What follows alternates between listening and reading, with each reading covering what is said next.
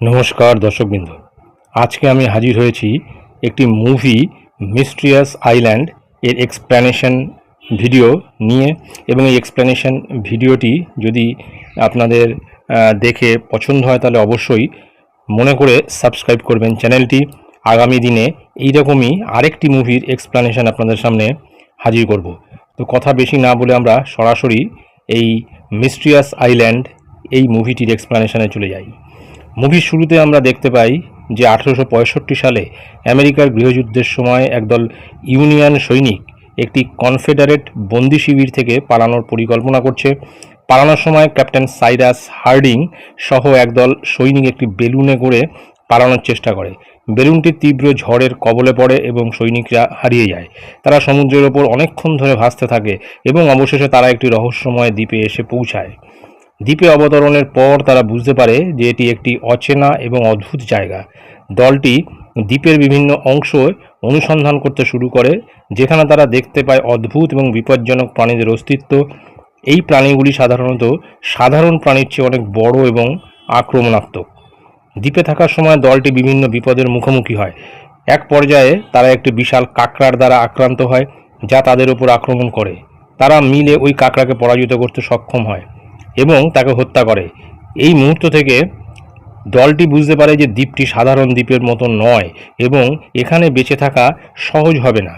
একদিন তারা আরও কয়েকজন বেঁচে থাকা লোকের সন্ধান পায়, যারা এক জাহাজডুবির পর দ্বীপে আটকে পড়েছে। তাদের মধ্যে আছেন লেডি মেরিফেয়ার এবং তার মেয়ে এলেনা। এই দুই মহিলা দলটির সাথে যোগ দেয় এবং তারা একসাথে দ্বীপে বেঁচে থাকার জন্য সংগ্রাম শুরু করে। এলেনা এবং দলের একজন সদস্যের মধ্যে একটি প্রেমের সম্পর্ক গড়ে ওঠে।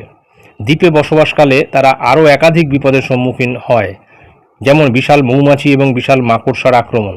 তারা মিলে একে অপরকে রক্ষা করে এবং সমস্ত বিপদকে পরাস্ত করে। এই সময়ে তারা দ্বীপের বিভিন্ন রহস্য উন্মোচন করতে শুরু করে।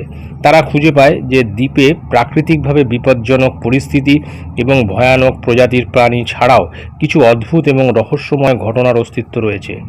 একদিন তারা দ্বীপের গভীরে একটি পুরনো পরিত্যক্ত বাড়ির সন্ধান পায়। তারা বুঝতে পারে যে এটি কোনো এক সময়ে জনবসতিপূর্ণ ছিল, তবে এখন এটি ফাঁকা। তারা সেই বাড়ির মধ্যে কিছু অদ্ভুত মেশিন এবং যন্ত্রপাতি খুঁজে পায়, যা তারা এর আগে কখনো দেখেনি।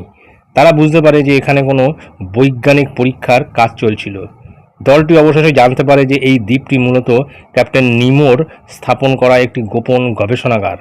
নিমো তার যন্ত্রপাতি এবং বৈজ্ঞানিক কৌশল ব্যবহার করে এই দ্বীপের প্রাণীগুলিকে বিশাল আকারে নিয়ে এসেছে। তার উদ্দেশ্য ছিল এই প্রাণীদের বিকাশ ঘটিয়ে সারা বিশ্বে শান্তি এবং উন্নতির জন্য ব্যবহার করা। ক্যাপ্টেন নিমো এই দ্বীপে বসবাস করে এবং তার গবেষণার মাধ্যমে বিশ্বকে নতুন কিছু দেওয়ার স্বপ্ন দেখে। তবে তার কিছু পরীক্ষা ভুল হয়েছে, যার ফলস্বরূপ এই বিপজ্জনক প্রাণীগুলি জন্ম নিয়েছে।